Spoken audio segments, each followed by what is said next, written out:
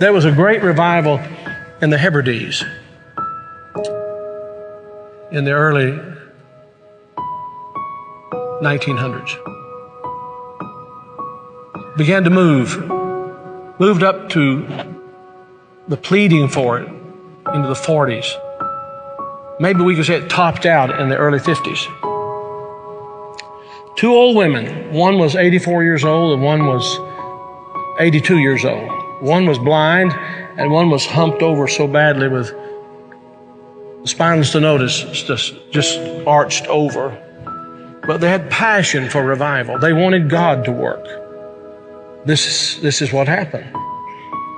They couldn't even get out to the church to pray. They couldn't even get out to the church to worship.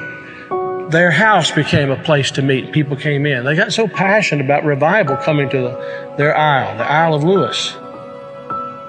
They got so passionate about it. They confronted the preacher and wanted to know if he was thoroughly right with God. And they prayed and prayed and prayed. And they'd seen the Lord, they said, with the church filled up and God blessing, a great overflow. And the fire of God struck that tiny little obscure place off the coast of Scotland. And when it happened, there was a young teenage boy that got saved in it. His name was Donald. And the preacher became so dependent upon Donald and so close to Donald, he would ask him to lead in public prayers and help him with the meetings, and he did. Oh, how God worked. People began to hear about it, and the revival fire spread. It spread. And God blessed in a great way. Those two old women, the kind of people don't want in a church anymore. And from that same island, there was a young girl who was a cousin to Donald Smith, who immigrated to America. Her name was Marianne Smith McLeod. She came to America in 1936.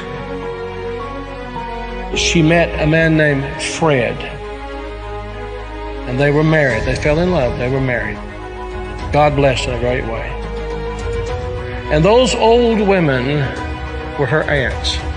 And they came out of that fiery revival, They really experienced revival. And they sent a Bible, a copy of the Word of God that had been used in a special way in that revival, to Marianne. She started having children.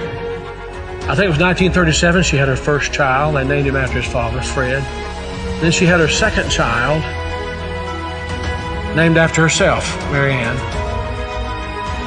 Then she had her third child, Elizabeth. Then she had her fourth child. And she was so impacted by this teenage boy God had used in that revival of the Hebrides. She named him Donald. And she gave him that Bible, that Hebrides Revival Bible. He was born in 1946. He's now the 45th President of the United States. And that Revival Bible is in the Oval Office. I'm saying to you, I don't know how, why, I don't know how it all comes together. But I believe God is putting some things together to give us just a window. If he could find some open people who know what the window's for. Can this be the time the window's open?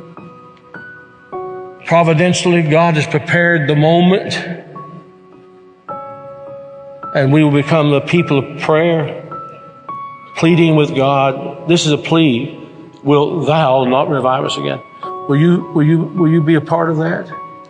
Will you?